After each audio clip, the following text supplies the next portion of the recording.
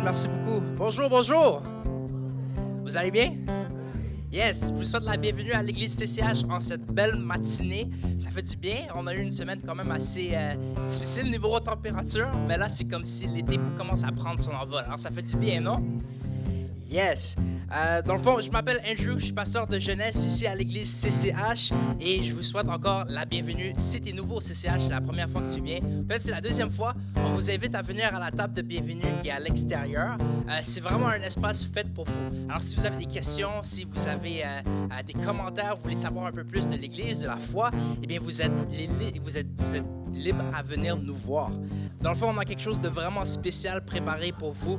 On aura pasteur Laurent qui va venir amener une prédication, puis par la suite, Joey va revenir sur la scène pour faire un autre 3 chants. À la fin de la réunion, on va avoir une annonce quand même assez spéciale pour les dimanches qui s'en viennent. Alors, j'espère que vous serez toujours parmi les nôtres. Sur ce, accueillons pasteur Laurent.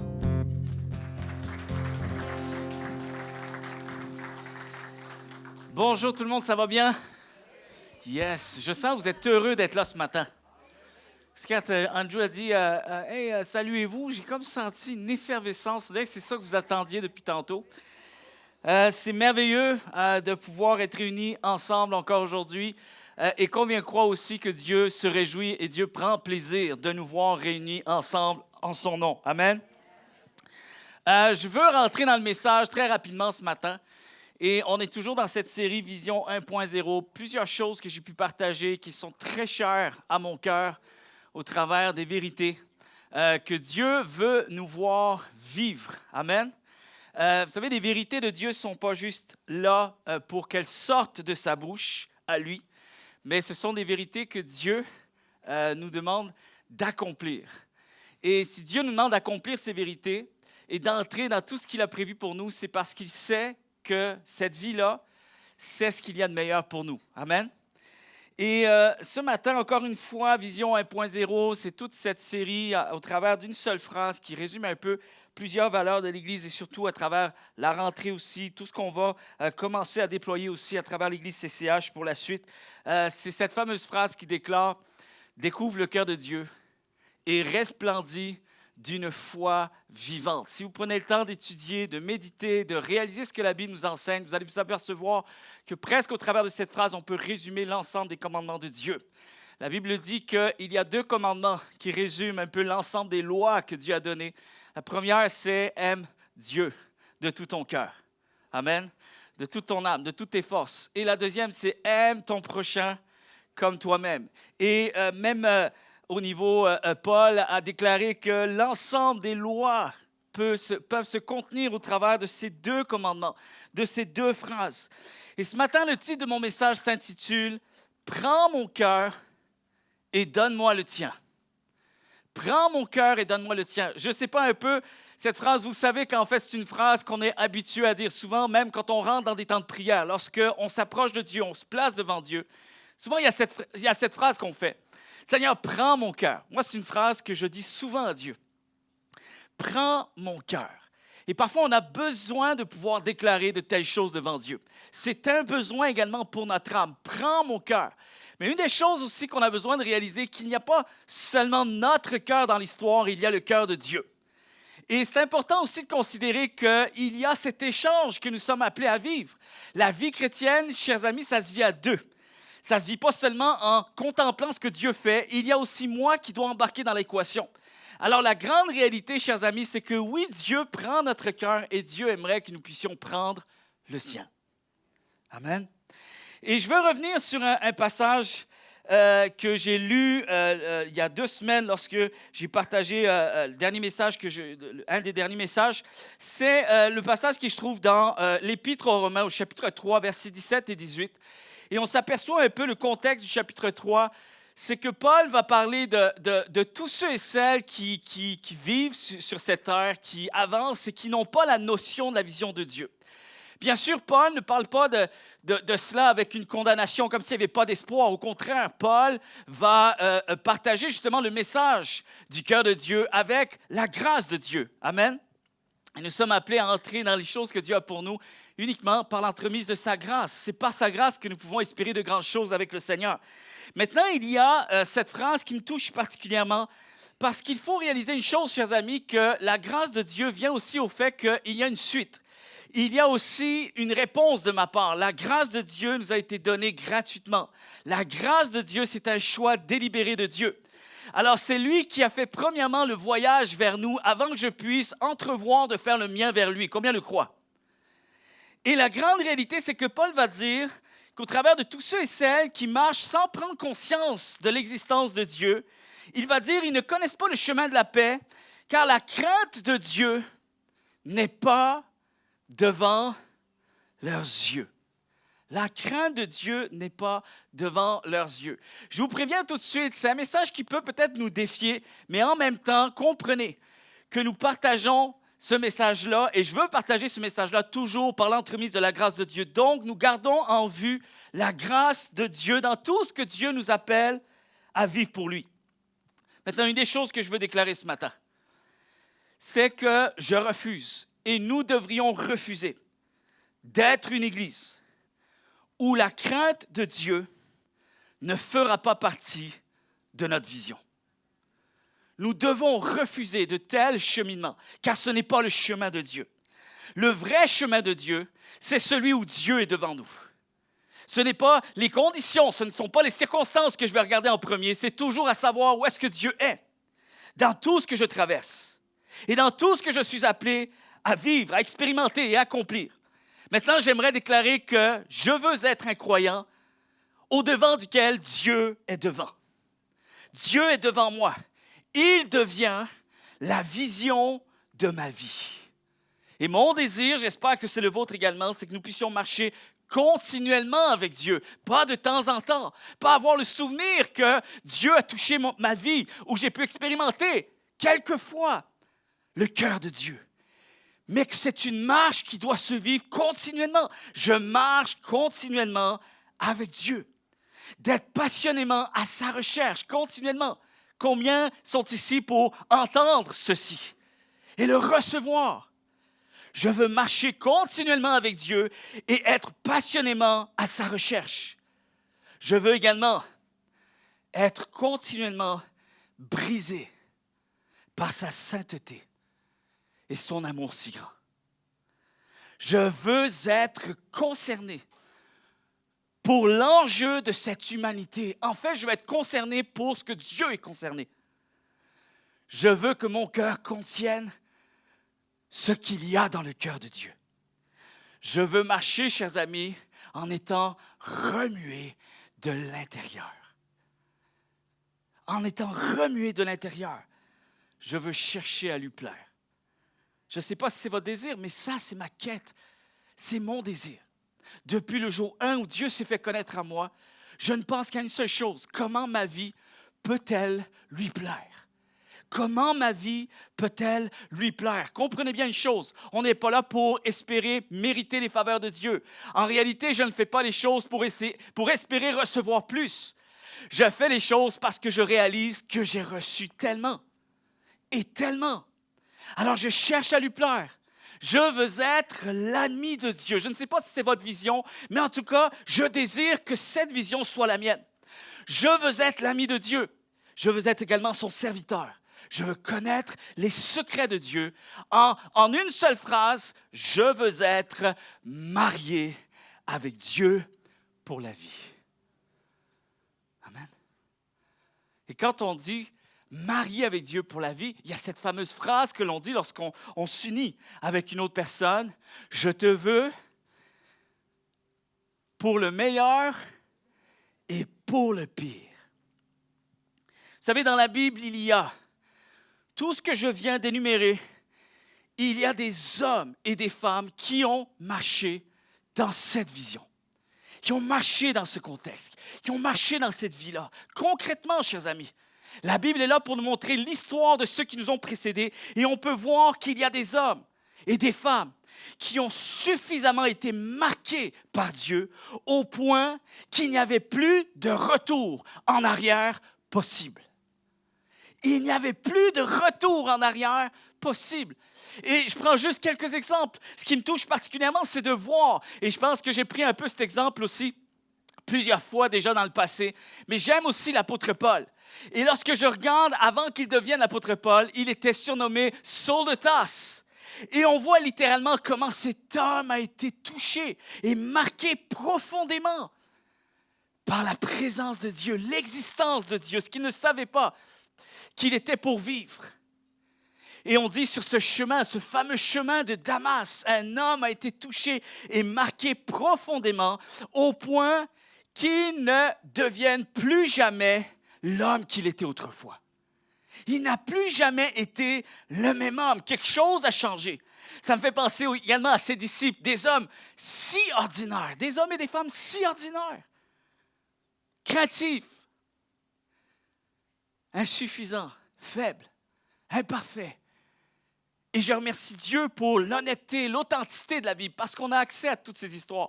On n'a pas juste les grandes saisons, les belles saisons de leur vie. On a aussi les côtés sombres. On a aussi l'arrière-scène. On voit ce qu'ils étaient. On voit leurs faiblesses. On voit leurs lacunes. Et c'était des hommes tout à fait ordinaires, comme vous et moi. Mais au-devant de grands défis, alors que leur foi est menacée, alors que leur vie est menacée à cause de leur foi. Il y a cette fameuse phrase que l'on voit dans Acte 4 au verset 20.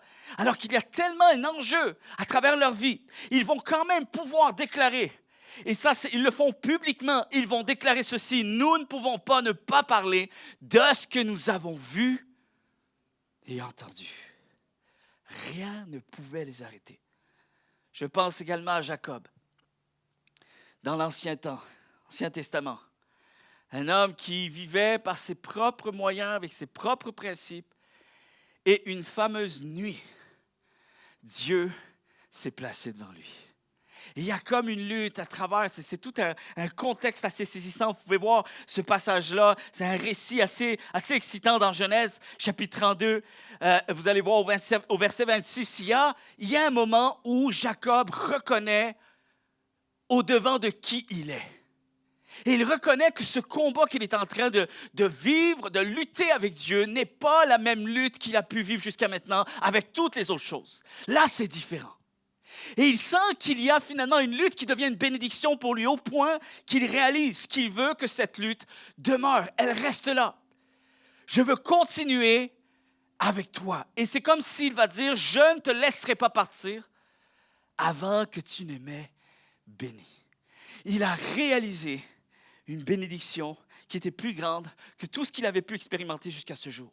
Je pense également à Néhémie, qui a pleuré à la vue de l'œuvre de Dieu qui n'était pas à sa place. Il a pleuré parce que l'honneur de Dieu n'était pas restitué à travers justement le temple, à travers le peuple d'Israël, à travers une saison sombre. Et cet homme s'est tenu devant Dieu. Je veux que l'honneur de Dieu soit ramené à sa place, tellement touché qu'il n'y avait plus de retour en arrière possible. Et son désir était maintenant que la vision de sa vie, c'était que l'honneur de Dieu soit toujours et constamment devant ses yeux. La crainte de Dieu devant mes yeux. Dieu est à la recherche d'hommes et de femmes qui se tiennent à la brèche, qui se tiennent pour Dieu. Non pas pour leur réputation, mais pour celle de Dieu. Dieu va même dire à plusieurs reprises, qui pensera à moi? Qui me cherchera? Qui va comprendre mon cœur? Qui va me chercher de tout son cœur? Chers amis, j'aimerais vous dire ce matin que les héros de la Bible n'étaient pas parfaits, mais ils avaient une chose. Ils avaient la crainte de l'Éternel. L'honneur de son nom était devant leurs yeux. Je vous pose une question ce matin. Pourquoi Dieu met-il sa main sur certains hommes et certaines femmes? Pourquoi nous voyons dans les Saintes Écritures qu'il y a des hommes et des femmes spécifiquement, Dieu a mis sa main sur eux. Il a mis du feu dans leur cœur. Il a mis du feu dans leurs âmes. Et quelque chose a pris place. Ces hommes et ces femmes étaient toujours des hommes et des femmes comme vous et moi. Mais quelque chose a pris place. Quelque chose a été absolument invraisemblable. Et ils ont servi Dieu comme très peu servaient Dieu autour d'eux. Pourquoi? Pourquoi ces hommes? Pourquoi ces femmes? Et pas d'autres? Maintenant, On pourrait vraiment avoir plusieurs interprétations. Mais il n'y en a qu'une qu'on peut voir. Sincèrement, chers amis, il n'y en a qu'une qu'on peut voir vraiment où on peut s'appuyer là-dessus. Pourquoi? Parce que c'est récurrent. Parce que ça se tient à travers les récits des Saintes Écritures. Ça se tient, chers amis. Tout simplement, il y a ce que Dieu voulait pour eux, mais il y a aussi ce que eux voulaient. Alors, c'était le choix de Dieu et c'est devenu également le leur. C'était la vie qu'ils voulaient mener. C'était la vie qu'ils voulaient avoir. Ils l'ont voulu. Ils l'ont cherché. Vous savez, quand j'étais plus jeune, c'était pas toujours évident avec l'école pour moi. Et à un moment donné, il s'est passé un shift. Okay? Donc, j'étais vraiment un enfant un peu recroquevillé, un peu timide, et je me laissais faire. Je me laissais faire. Il y avait le divorce de mes parents qui avait été difficile et tout ça. Bref, j'étais un enfant un peu qui était dans sa bulle et tout ça. Et donc, j'étais quand même une proie facile pour l'intimidation. Et il arrive à un certain âge où, je ne sais pas, moi, c'est passé un déclic, un shift, et finalement, je suis passé à l'autre extrême. Donc, du doux, gentil, qui se laisse toujours faire, tout d'un coup, il n'y a plus rien. Même une seule parole que j'entrevois de travers, ça partait vraiment en vrille, littéralement. Et à un moment donné, il y a quelqu'un en arrière de moi, là, mes enfants sont juste devant moi en passant. Il faut que vous bouchiez les oreilles, ce n'est pas une chose à faire à l'école. Donc là, je n'avais pas prévu que vous soyez là. Normalement, vous devriez être ailleurs, mais ce n'est pas grave. Vous êtes là, on va faire avec. On s'en reparlera à la maison, OK? Maintenant, il y a un gars en arrière, il me chauffe, OK? Il commence un peu à m'embêter, puis il est après moi, tu sais. Alors, à un moment donné, puis je l'ai dit assez fort pour que tout le monde l'entende, et même le professeur. Je me suis retourné, j'ai dit, écoute, c'est simple, on va faire juste une règle du jeu, OK? Moi, je ne suis pas très patient avec tout ça. Alors, je vais juste te demander une chose. Arrête, parce que si tu veux vraiment me trouver, tu vas finir par me trouver. All right? Puis là, le gars, il pensait que c'était juste une parole en l'air. Alors, je me retourne à peine 5 minutes après, il recommence. Je me suis retourné et je lui ai mis une gifle. Mais tellement forte que c'est devenu humiliant. Tu sais, chez nous, on aime bien donner des gifles. Pourquoi? Parce que c'est plus humiliant qu'un coup de poing. C'est plus difficile à raconter après lorsque tu as une marque au visage, puis tes amis ils viennent te voir, tu sais, les toughs un peu. Oh, wow, tu t'es battu et tout ça. Qu'est-ce qui s'est passé? Je me suis pris une gifle. Bon, c'est comme finalement les gens rient un peu parce que c'est mieux de pouvoir raconter l'histoire en disant au moins j'ai pris un coup de poing. Tu sais, je suis un tough, je suis un dur. Une gifle, c'est quand même plus humiliant. Et moi, c'est ce que je faisais. Je mettais des gifles. C'était tellement fort qu'il y a eu un silence total. Et là, le professeur me dit OK, tu t'en vas dans le bureau de la directrice. Je m'en vais chez le bureau de la directrice. Puis là, la directrice me demande, elle dit pourquoi tu as fait ça? Pourquoi? Tu es en train de changer, tu es en train de devenir un garçon qu'on n'est pas habitué à voir, tu es un gentil garçon, tout ça. Pourquoi tu as fait ça? Et j'ai dit, madame, c'est vraiment ce qu'il voulait. Je l'avais prévenu, je lui avais dit, si tu le veux, tu l'auras. Il l'a voulu. C'est pas moi qu'il faut questionner, c'est lui. Il faut poser la question, pourquoi tu as voulu ça? Pourquoi c'est moi qui est dans le bureau et pas lui? Et finalement, elle m'a dit, c'est n'importe quoi. C'est sûr que c'est n'importe quoi, ça ne se tient pas. Les enfants, ça ne se tient pas de dire une chose pareille. Alors, elle me dit, c'est n'importe quoi. Et ça m'a valu 3 jours retiré de l'école. J'étais content, ça m'a fait des vacances. Vous savez, il y a cette fameuse phrase qu'on entend souvent. Et moi, je soupçonne une chose, et je vais vous le dire avec quand même... je vais avoir le courage de vous dire certaines choses ce matin. Et en même temps, je ne le dis pas en étant retiré, en étant décalé, en décalage, comme ça vous concerne, ça ne me concerne pas. Non, je m'inclus à l'intérieur parce qu'en même temps, je réfléchis à moi-même. Ces questionnements, ces réflexions, c'est parce que si je prenais juste ma vie comme laboratoire, ça serait suffisant pour vous prêcher ce message-là. Je pourrais être dans l'auditoire pour entendre ce message. Mais il faut quand même se dire les choses avec une certaine mesure de courage parfois et d'authenticité. Il y a certaines phrases qui nous arrangent. Il y a certaines choses qui nous arrangent de croire dans la Bible. Mais ce n'est pas biblique. Ce n'est pas totalement biblique. Il y a des choses que, oui, Dieu va commencer à faire. Mais la suite des choses, il y a aussi ce que l'homme va choisir de faire avec ce que Dieu va proposer devant nous. Et une des choses qu'on entend souvent, et ça peut être un peu une phrase qui peut être là comme un soulagement de conscience. C'est des choses qu'on peut croire, on aime bien les croire, ça nous fait du bien de croire à ça. Ça nous dégage de certaines responsabilités. Parce qu'on se dit, ça ne m'appartient pas. Là, Dieu fait des choses qui sont au-delà de ce qu'on peut comprendre, alors ça ne m'appartient pas. Et on aime bien se déresponsabiliser. Cette fameuse phrase qui dit ceci, oui, mais tu sais, les héros de la Bible, lorsque je regarde, j'ai quand même l'impression qu'ils étaient destinés à de grandes choses dès leur naissance. Et voilà. Donc, ça, c'est Dieu qui fait les choses. Puis moi, je ne me sens pas concerné Alors, ces gens-là, Dieu a fait quelque chose d'assez exceptionnel. Et puis nous, finalement, on peut rester un petit peu en décalage. Maintenant, je ne crois pas à cela lorsque j'étudie la parole de Dieu. Parce que peu importe l'âge, peu importe, jeune ou vieux, nous devons prendre des décisions consciemment. La foi, c'est une décision. Vous êtes là? Peu importe. Maintenant que nous savons ce que Dieu place devant nous, nous allons devoir choisir de prendre ou de laisser. Aimer Dieu, c'est un choix. C'est une grâce, mais c'est un choix. Servir Dieu, c'est un choix. Devenir la personne que Dieu m'appelle à être, c'est un choix. C'est à moi de décider si j'y entre ou pas. Si je suis prêt à lui faire confiance ou pas. C'est à moi de décider si je suis prêt à lui obéir ou pas. Vous savez, j'ai toujours un rêve. Et là, encore une fois, les enfants, je n'avais pas prévu que vous soyez là. Fermez vos oreilles. J'espère qu'un jour, je vais être en mesure de pouvoir raconter les merveilles de Dieu à mes enfants plus grands, quand ils vont comprendre un petit peu plus la notion de la foi. J'espère pouvoir être cet homme. Si Dieu me le permet, je vais pouvoir raconter les merveilles de Dieu à mes petits-enfants. Les témoignages extraordinaires que Dieu seul est capable de faire.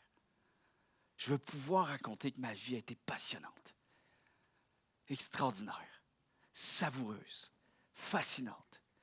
Une aventure avec Dieu. Une aventure, oui, des saisons, toutes sortes de saisons. Des saisons extraordinaires, des saisons moins extraordinaires. Mais j'espère pouvoir, à la fin de tout ce parcours-là, pouvoir donner la gloire à Dieu.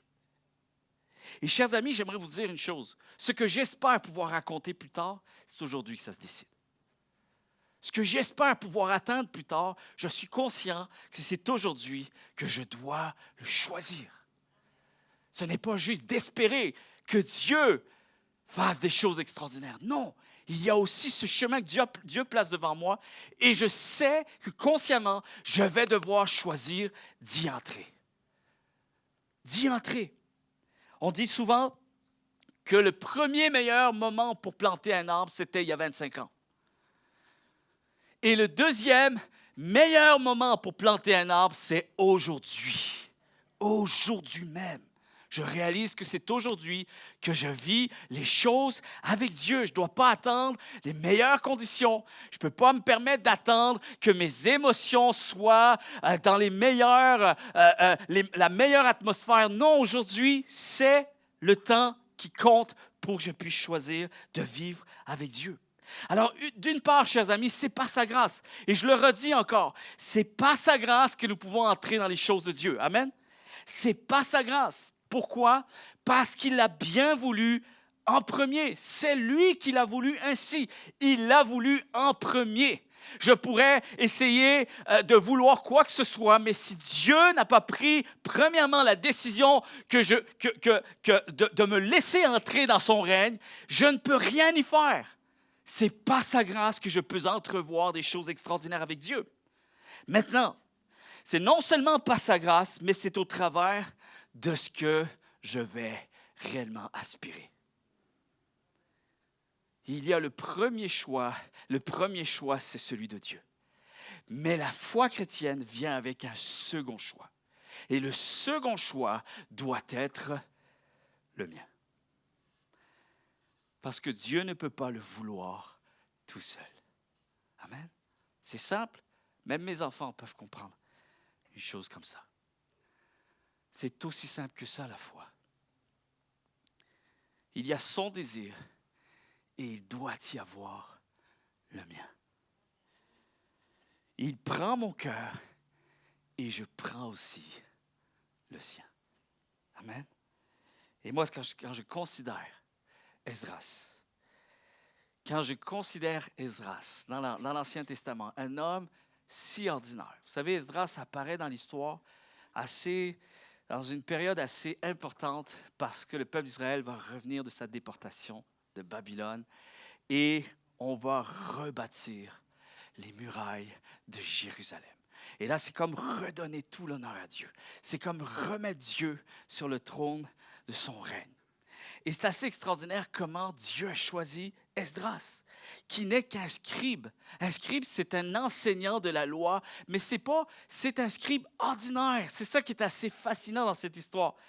Et nous constatons qu'un seul homme a su être utilisé par Dieu pour réveiller une nation entière. Et une des choses que l'on voit ici, à travers sa vie, vous savez, on le voit, Esdras chapitre 7, verset 28, ça dit « Le Seigneur m'a montré sa bonté en présence du roi parce qu'il voulait retourner, rebâtir les choses du peuple de Dieu, de ses conseillers et de tous les hommes importants qui l'entourent. Le Seigneur, mon Dieu, m'a protégé et j'ai pu rassembler les chefs d'Israël afin qu'ils reviennent avec moi. » Une des choses ici, c'est la question qu'on doit se poser. Pourquoi a-t-il choisi ce scribe et pas un autre? Il n'était pas le seul. Pourquoi lui et pas un autre, un enseignant de la loi, un simple enseignant? Pourquoi? Pourquoi lui et pas un autre? Pourquoi Dieu appellerait-il un scribe ordinaire et déposerait dans son cœur un si grand fardeau pour le peuple d'Israël, jusqu'à apporter la guérison et la restauration à plus de 50 000 personnes. Pourquoi? J'essaie souvent de réfléchir, de méditer, mais qu'est-ce qui a stimulé ton cœur, Seigneur? Pourquoi lui et pas un autre? Si c'est réellement aussi par libre arbitre que nous vivons la vie que nous menons sur terre, alors qu'est-ce qu'il y a en cet homme que tu as choisi de faire cette œuvre avec lui et pas avec un autre? Pourquoi? Alors, je vais vous donner la réponse et attendez avant de réagir, OK? Vous allez comprendre. Voici, ça apparaît à l'écran. Dieu dit ceci: « Je veux un homme qui amènera la délivrance, un homme qui connaît mon cœur, qui peut répondre à mon cri. » Et là, il s'adresse à Esdras. « J'ai besoin que tu connaisses mon cœur et que tu conduises 50 000 personnes hors de l'esclavage, hors de Babylone. Alors ce soir, entre minuit et 8 heures du matin, l'Esprit de Dieu viendra sur toi pendant ton sommeil. Et il te donnera un cœur nouveau. Sans le comprendre, tu auras un amour pour la parole de Dieu. Tu deviendras un homme de prière. Tu commenceras à jeûner, car j'ai besoin de quelqu'un qui est préparé. Avant que tu ne te réveilles demain matin, tu seras une personne changée. » Dites pas amen trop vite.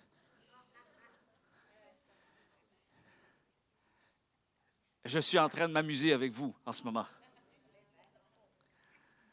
J'aime bien faire ça parfois. Je me suis mis à réfléchir selon la conception de la sous-culture évangélique qu'on a, conception qu'on a, on se serait attendu à ce qu'il y ait une telle chose. Parce qu'on pense que c'est comme ça que Dieu fait les choses. Mais ce n'est pas comme ça que Dieu fait les choses. Pourquoi le choix de Dieu s'est arrêté sur Esdras? Vous voulez la vraie réponse? Elle y est, dans Esdras, chapitre 7, verset 10. Vous l'avez, le vrai verset. Car Esdras avait appliqué son cœur, résolu, ça dit dans une autre version, résolu son cœur à étudier et à mettre en pratique la loi de l'Éternel et à enseigner au milieu d'Israël les lois et les ordonnances de Dieu. Vous êtes là? Voilà pourquoi Dieu s'est arrêté sur Esdras. Dieu a appelé Esdras. C'est Dieu qui a appelé en premier Esdras. Mais Esdras a répondu à l'appel de Dieu. Amen. Il a répondu à son appel. Il a appliqué, résolu son cœur à chercher Dieu. Ça veut dire quoi, ça? Ça veut dire que sa vie consistait à connaître Dieu. Je n'ai pas d'autre ultime objectif. Dans tout ce que je vais t'amener à vivre sur terre, mon ultime objectif, c'est de connaître encore plus le Seigneur. C'est de devenir celui qui va le servir, comme lui le veut.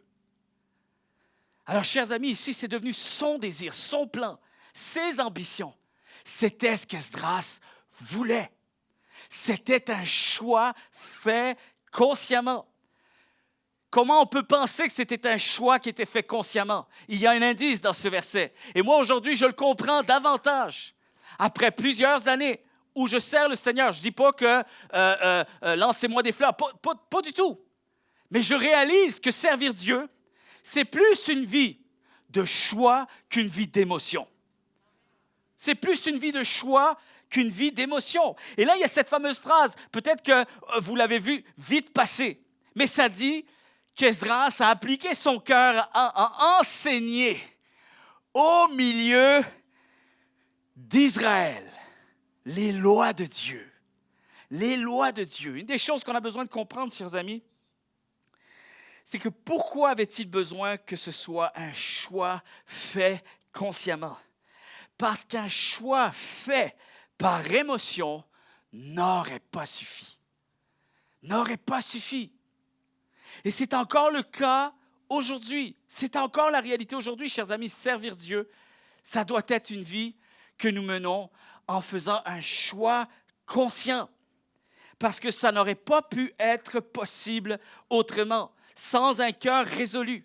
Sans qu'il y ait un choix qui vienne du fond du cœur, la suite n'aurait jamais été possible. Parce que si vous étudiez le parcours d'Esdras et également le parcours de Néhémie, parce que c'est un seul livre, donc ce sont deux hommes qui ont été vraiment très importants dans cette période-là, dans cette époque-là, et vous allez vous apercevoir qu'il y a eu des embûches, il y a eu des obstacles, il y a eu des difficultés, des saisons plus sombres, plus difficiles. S'il était question de la foi chrétienne, chers amis, seulement une vie entre nous et Dieu, ça serait très simple. Ça serait très simple. Que la vie chrétienne consiste à juste prier de temps en temps le Seigneur, lui dire qu'on l'aime, recevoir aussi son amour, ça serait tellement trop simple, trop simple. Alors là, j'aurais dit d'accord. On peut faire des décisions un peu par émotion, peut-être. Mais quand on parle d'une vie véritable avec Dieu, on parle surtout d'une vie qui va finir par se voir. Une vie qui va finir par être à l'œuvre. Une vie qui doit durer et qui doit persévérer. On dit souvent, aimer Dieu égale aimer les autres. Vous remarquez, c'est sans équivoque. Dieu dit, ceux qui vont m'aimer, vous allez les voir. Vous allez les voir en train d'aimer les autres. Vous êtes là? Ce n'est pas uniquement avec la partie verticale avec Dieu que nous parvenons à vivre notre foi chrétienne. Mais c'est aussi à travers de cette partie de ma vie qui sera appelée à se déployer et être à l'œuvre autour de nous. Vous savez, Esdras a dit qu'il a enseigné les lois de Dieu au milieu d'Israël.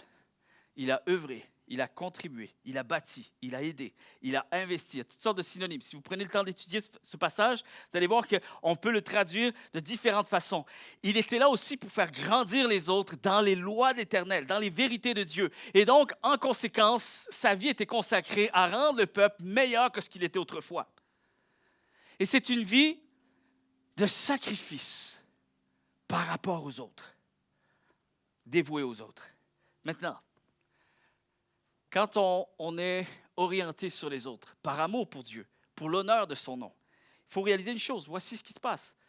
Enseigner les autres, ça veut dire placer les gens au-devant de certaines vérités existentielles, peu importe si ça plaît ou pas. Déjà, ça, c'est une réalité et ça, c'est un défi. Vous êtes là? Obéir à Dieu n'est pas toujours simple et facile. Parce qu'on sait qu'on est aussi en mission. Faire prendre conscience de l'état des gens, ça, ce n'est pas la partie la plus plaisante, parce qu'on ne sait jamais le retour de réponse qu'on va avoir. Également, être un témoignage pour les autres. Les aimer de manière inconditionnelle. De continuer à aider les gens qui ne veulent pas être aidés. De continuer à aider les gens les moins aimables. D'aider les gens qui ne réalisent pas la valeur de ce que nous faisons pour eux. Faire grandir les gens en maturité, en sagesse, en générosité, en don de soi, en humilité. Et faire grandir les gens en ce que l'autre devienne plus important que soi. Si ce n'est pas par un choix fait consciemment, ça ne peut pas durer. Tôt ou tard, on va vouloir passer à d'autres choses. Si ce n'est uniquement par un choix fait par émotion, ça ne durera pas, ça ne suffira pas. Être au service de Dieu, c'est être au service des autres. Amen? Laissez-moi entendre un amen. Je sais que ce n'est pas le message le plus attrayant, mais ça reste une vérité absolument existentielle. On reconnaîtra un arbre à son fruit. Pierre va même dire, laisse ta bouche, ferme ta bouche et laisse tes actions parler. Laisse tes actions devenir un témoignage. Okay, servir les autres, chers amis, c'est honorer Dieu. Jésus va même dire, vous m'avez donné à boire, vous m'avez donné à manger, vous m'avez vêtu, vous m'avez visité en prison. Et là, les autres disent, ben voyons, je ne me souviens pas, j'ai aucun souvenir. Quand est-ce? Quand vous l'avez fait pour le plus petit d'entre vous. Vous êtes là? C'est Dieu. Alors, on peut faire les choses juste par une ambition avec un désir de rendre la société meilleure et de faire en sorte justement pour réduire l'injustice sociale.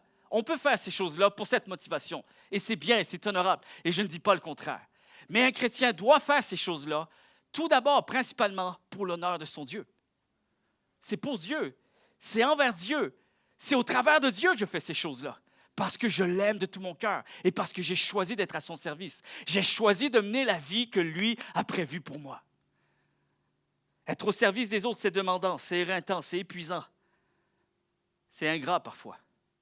C'est souffrant. C'est humiliant. Consacrer ta vie à rendre meilleure la vie des autres devra se vivre au travers d'un choix fait consciemment et non au travers d'un choix fait par émotion. Du fond du cœur, avec un cœur fermement résolu.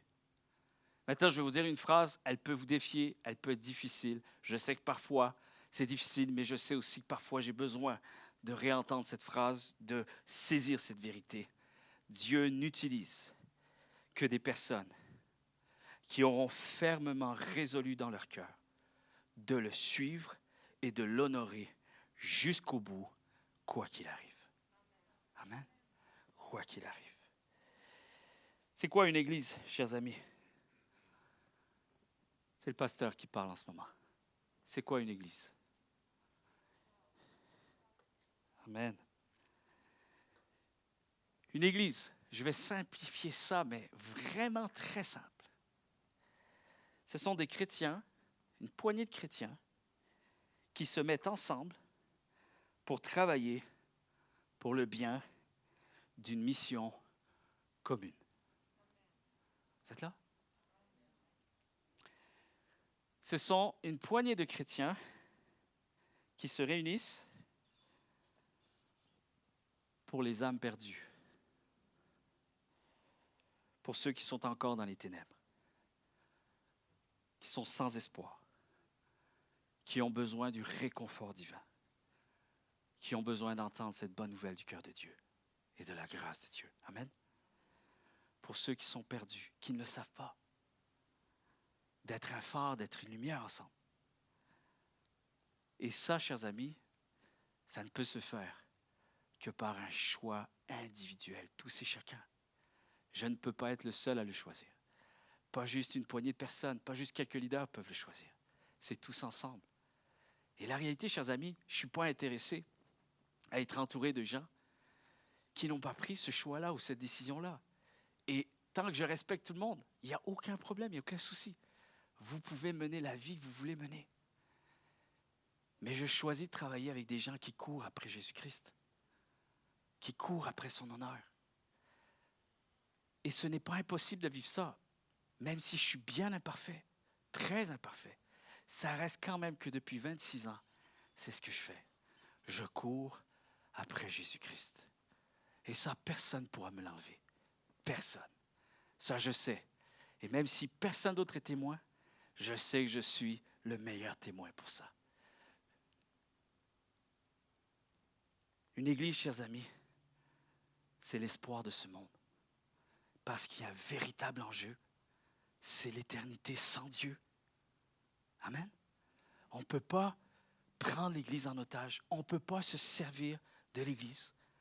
On ne peut pas consommer l'Église. On n'a pas compris. Si on consomme l'Église, ça veut dire qu'on n'a pas compris qu'on est encore en travail. On est un corps en travail. Tu ne consommes pas un travail, tu l'accomplis. Tu l'exécutes. Vous êtes là? Un témoignage, tu ne le consommes pas un témoignage, tu le deviens. Vous êtes là? Et l'Église, la vraie Église de Jésus-Christ, c'est celle qui sera constituée de ceux et celles qui seront encore là à la fin. C'est celle-là, l'Église de Jésus-Christ. C'est celle qui aura compris qu'il faut persévérer et qu'il faut durer. Je vais ouvrir mon cœur. J'ai le privilège quand même d'être bien en relation avec les pasteurs de la province, un peu aussi en francophonie, tout ça. Et vraiment, j'ai le privilège d'avoir des discussions vraiment profondes et aussi d'avoir accès un peu à certaines confidences. Comment on se sent, comment on vit, nous, les pasteurs, l'œuvre de Dieu. Et encore une fois, sincèrement, chers amis, je ne suis pas là en train de chicaner quoi que ce soit, qui que ce soit, mais il y a une chose quand même qui me touche particulièrement. En ce moment, il y a beaucoup de pasteurs qui sont découragés, qui n'ont plus envie de servir Dieu. Ça, c'est la réalité. Alors, eux n'osent pas le dire, mais moi, je vais le dire. Parce que ce n'est pas mon cas. Si c'était mon cas, je ne l'aurais pas dit. Parce que je ne veux pas user justement Moi, je ne veux pas profiter d'un message pour faire passer un autre message en arrière. Je suis super épanoui. Je suis heureux de servir Dieu. Sincèrement, je vous dis, période COVID, malgré tout ce qui s'est passé, je continue à marcher avec une vision saine du cœur de Dieu. Et je suis béni pour ça. J'aimerais vous dire aussi merci à l'Église CCH. Parce qu'on a été entouré de gens extraordinaires. Il y a des pasteurs qui trouvent ça plus difficile. Mais je ne peux pas me plaindre avec l'Église CCH. Sincèrement, je tiens à vous remercier pour votre fidélité, votre persévérance, votre contribution. On est encore debout plus que jamais. Il y a des choses qui sont en avant de nous et Dieu va se glorifier. Amen. Maintenant, il y a des pasteurs qui sont découragés, qui sont épuisés. Il y a 3 raisons pourquoi il y a des pasteurs qui démissionnent en ce moment. Et je tiens à vous le dire. First, épuisement. 2, découragement.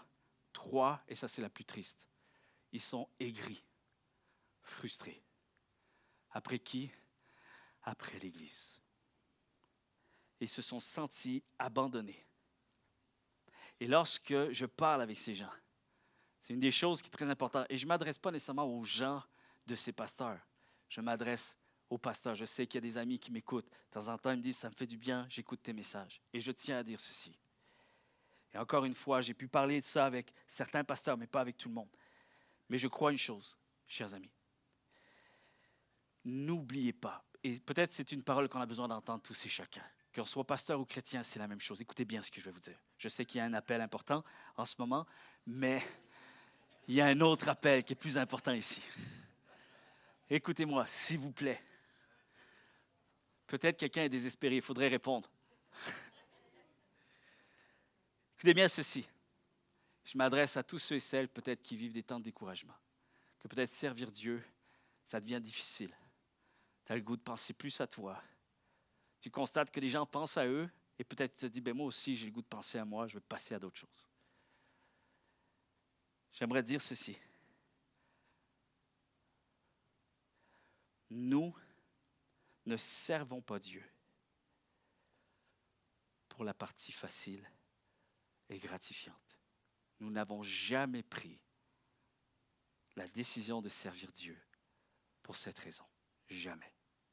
Si c'est le cas, alors oui, je crois qu'il faut s'arrêter et reconsidérer, te replacer devant Dieu et faire une mise à jour. Et quand ça va être le temps que tu vas pouvoir revenir sur le chemin du service pour Dieu, il va falloir maintenant que tu comprennes que cette décision, elle doit se faire non pas pour espérer avoir une partie facile, glorieuse et gratifiante. Non.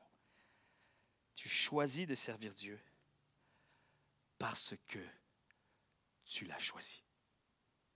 Point. C'est ce que tu as voulu, de servir Dieu. Tu l'as fait avec un choix conscient. Et n'oublie pas une chose, pourquoi nous avons fait un choix conscient? Parce que nous savions que ça allait être difficile de servir Dieu. Nous savions que ça allait être humiliant. Nous savions que ça allait être ingrat. Et c'est pour cette raison qu'on a fait un choix conscient, pas par émotion. Nous avons fait le choix de le servir, quoi qu'il arrive. Non pas, on ne l'a pas choisi parce qu'on a senti de le servir. On a eu l'émotion de le servir. Ça n'a même pas été juste une intention ou une déclaration d'intention. On a fait le choix de servir Dieu pour le meilleur et pour le pire. Amen. Pour le meilleur et pour le pire. Et un théologien a dit ceci à propos d'Esdras. Écoutez bien ceci. Dieu veut plus que des hommes et des femmes prosternés devant l'autel de Dieu et chantant ses louanges. Dieu veut plus que ça. Dieu veut des croyants capables de le voir dans chaque facette et dans chaque saison de leur vie. La crainte de l'Éternel doit demeurer devant leurs yeux. Non pas comme un Dieu mentionné simplement dans un livre, mais comme celui, écoutez bien, qui connaît tout, qui est maître de tout et qui demeure continuellement fidèle. Quelqu'un devrait dire Amen. Mais voici la partie plus complexe de ce théologien. Ce n'est pas moi qui le dis, c'est lui. OK? Donc, si vous êtes frustré, je vous donnerai son nom à la fin du message. Malheureusement, il est mort. Malheureusement, écoutez bien ceci. Malheureusement, bien des chrétiens aujourd'hui ont bâti leur foi sur le sable de la facilité et de ce qui était bon pour eux. Quand les épreuves commencent à souffler, ils sont alors balayés. Ils ne comprennent pas le pourquoi des épreuves que leur envoie le Seigneur. Ils pensent que le fait d'avoir recherché Dieu de tout leur cœur et de l'avoir aimé leur donne droit à une existence prospère et sans souffrance. Ils pensent aussi que chacune de leurs prières doit obtenir une réponse sur le champ sans passer par la difficulté. J'aimerais vous dire, ce matin, que nous ne pouvons pas choisir de suivre Dieu uniquement pour la partie facile, la partie souhaitable, la partie prospère, la partie agréable et pour seulement les bonnes saisons. Alors j'aimerais et j'espère que nous sommes une Église et que nous deviendrons davantage cette Église qui vont choisir de suivre, d'aimer et de servir Dieu pour le meilleur et pour le pire. Quelqu'un devrait dire Amen.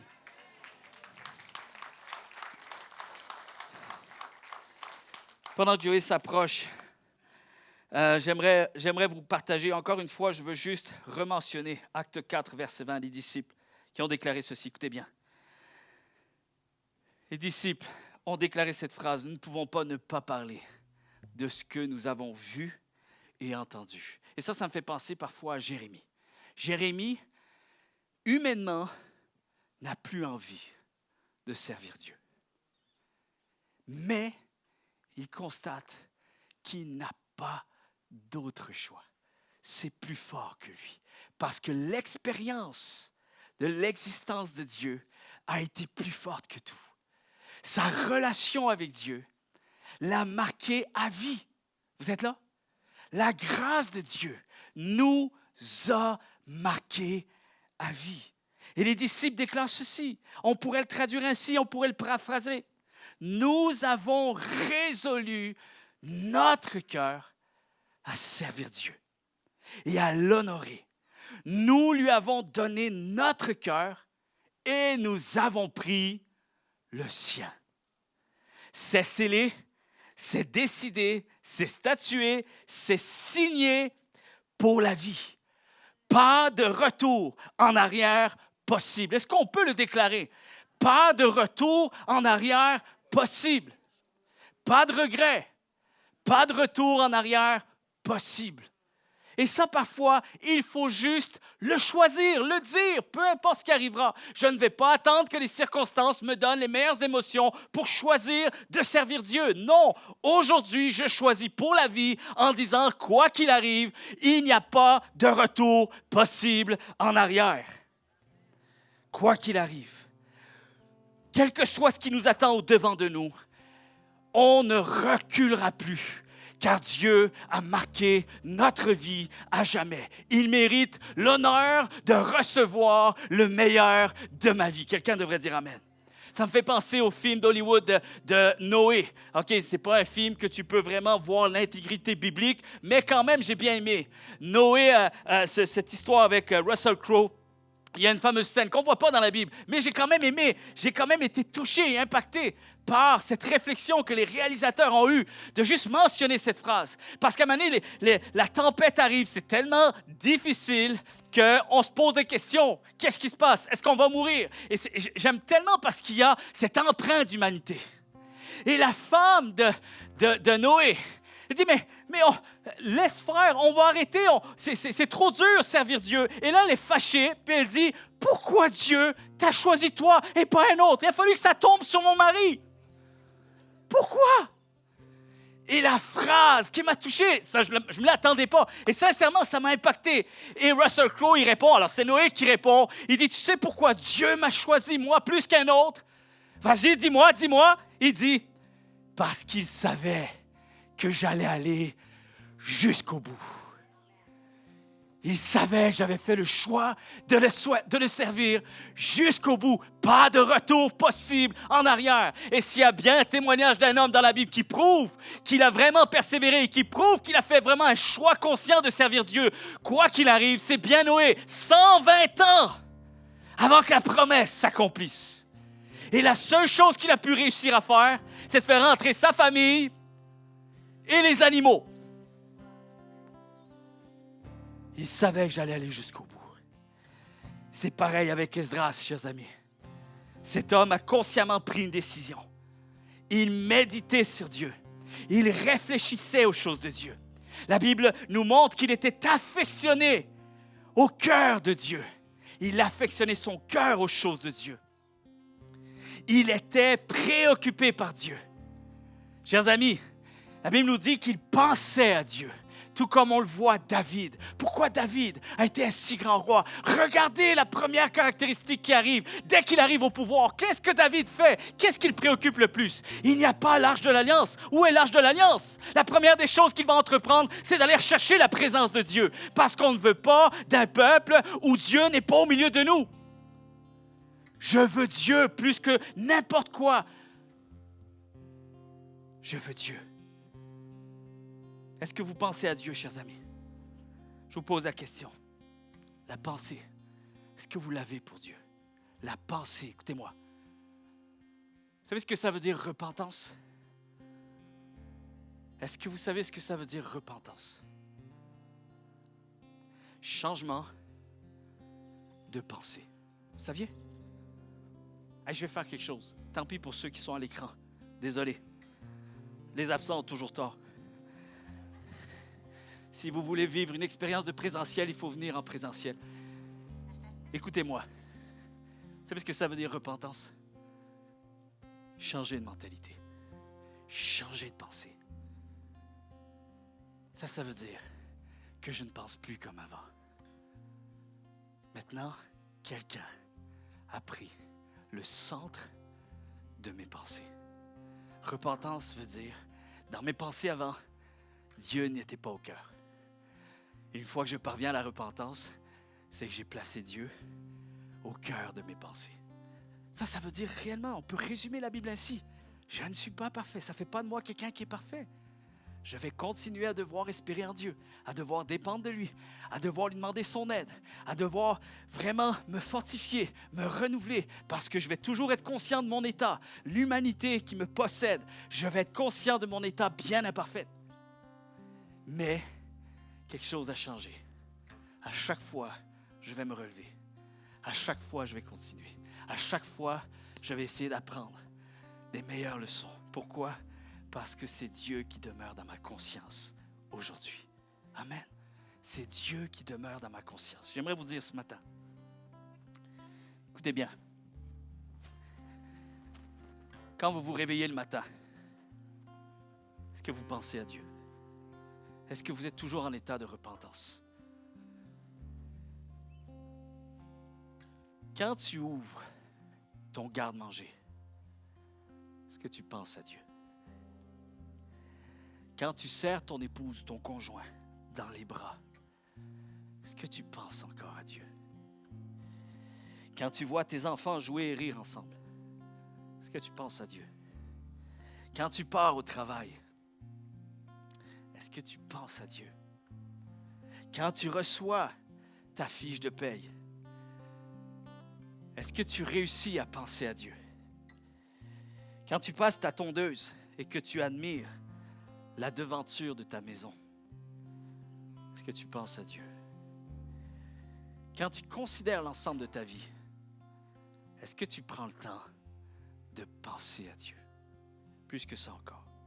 Quand tu vois une injustice, ou même si tu subis une injustice, est-ce que tu vas être prêt à penser encore à Dieu? Quand tu vas être dans la détresse, est-ce que tu vas être prêt à penser à Dieu encore? Est-ce que tu vas être encore en état de repentance devant lui?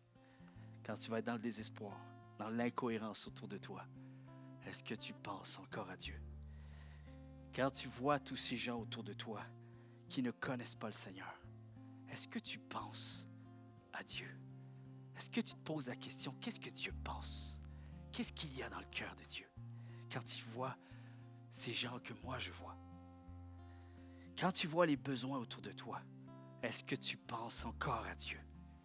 Et quand tu médites sur la vie que tu es censé mener sur cette terre, est-ce que tu penses encore à Dieu? Quand tu réagis d'une certaine manière envers ton prochain, est-ce que tu penses à Dieu? Quand tu deviens exécrable, impatient, que tu imposes tes réalités, est-ce que tu penses à Dieu? Quand tu abuses de quelqu'un, quand tu abuses de la faiblesse d'une personne, est-ce que tu penses encore à Dieu? Quand tu critiques ton frère, quand tu critiques ta sœur, est-ce que tu penses à Dieu?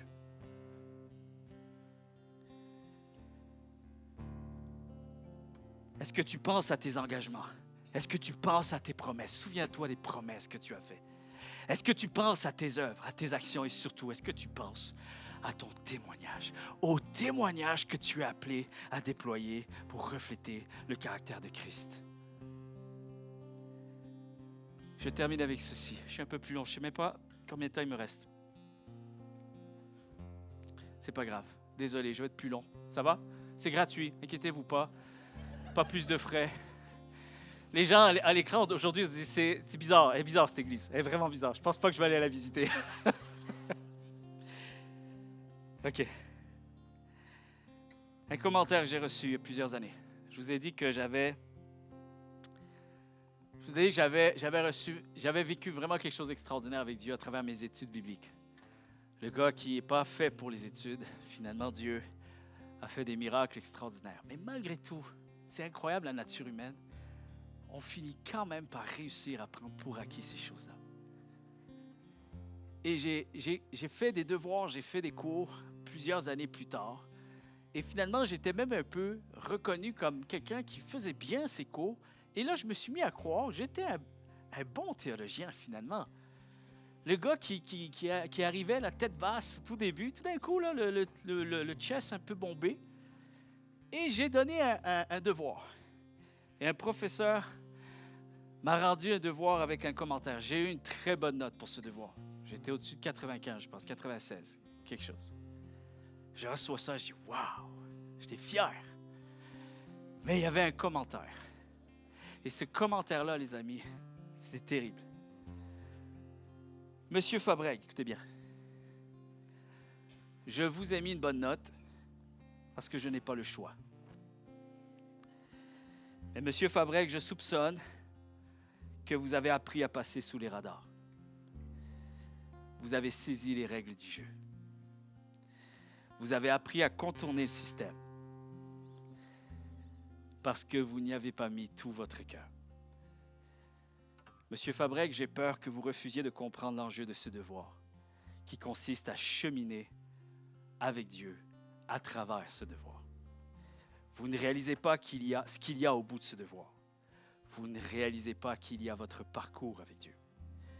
Je veux vous rappeler, Monsieur Fabreg, cette phrase m'a tué, qu'être étudiant dans un collège biblique, c'est premièrement et ultimement développer une relation profonde avec Dieu. Alors ne prenez pas le risque d'offenser Dieu, car en réalité, il s'agit de Dieu. Et j'ai été saisi parce que je sais que ce professeur a vu juste. J'ai dit, mais comment il a fait? Comment il a fait? J'étais bien caché pourtant. J'ai compris comment on pouvait faire un devoir sans y mettre tout son cœur. J'ai compris les règles. J'ai fait un devoir dans la dernière nuit où il fallait le rendre. Et j'ai opté pour un 96%. Mais je savais que je ne le méritais pas. Et j'ai rajouté quelque chose à ces commentaires. C'est mes propres paroles, mais c'est moi qui parle à moi. Et même je me vous vois, imaginez un peu. J'ai marqué ceci. Monsieur Fabreg, vous n'allez pas réellement au fond des choses. Vous n'allez pas là où Dieu vous attend vraiment. Là où Christ veut se révéler encore plus. Vous préférez rester dans la partie la plus facile, la moins demandante. Et si vous ne prenez pas une décision, écoutez bien, quelque chose va finir par être plus grand que vous. Si vous ne prenez pas une décision, faites consciemment, une circonstance prendra le dessus. Une situation finira par être plus grande. Vous êtes là? Est-ce qu'on peut se lever tous ensemble? Alléluia. Seigneur, on te demande de toucher nos cœurs en cet instant, alors que nous entrons dans un chant. Adoration, Seigneur Jésus. Nous allons prier que, à travers ce message, nous puissions saisir ton cœur. Seigneur, nous réalisons l'enjeu de devoir se placer devant toi, Seigneur, de tout notre cœur. D'apprendre à t'aimer de tout notre cœur, Seigneur. La beauté de tout ça, c'est que tu nous aides à même pouvoir t'aimer de tout notre cœur, Seigneur Jésus. Mais la chose que nous refusons de faire aujourd'hui, c'est de se faire à croire que nous aimons Dieu de tout notre cœur quand ce n'est pas le cas, quand nous savons qu'il y a encore du chemin. Seigneur, nous sommes juste placés devant toi, tous et chacun. On n'est pas là pour prouver quoi que ce soit à qui que ce soit, Seigneur Jésus. C'est tout simplement devant toi qu'on se tient. Alors, Seigneur, je prie maintenant que tu touches nos cœurs, chacune de nos vies, Seigneur, qu'elles soient impactées par toi, que nous puissions entrevoir, considérer, revoir notre manière de vivre pour toi, Seigneur Jésus. Nous voulons replacer notre cœur au travers de ce que toi tu veux, Seigneur. Nous voulons déclarer, oui, Seigneur, prends mon cœur. Mais aujourd'hui, je choisis de prendre le tien également, Seigneur. Je refuse de continuer à vivre cette vie chrétienne seulement pour les parties les plus faciles, les plus gratifiantes, celles qui me permettent d'être dans les meilleures émotions.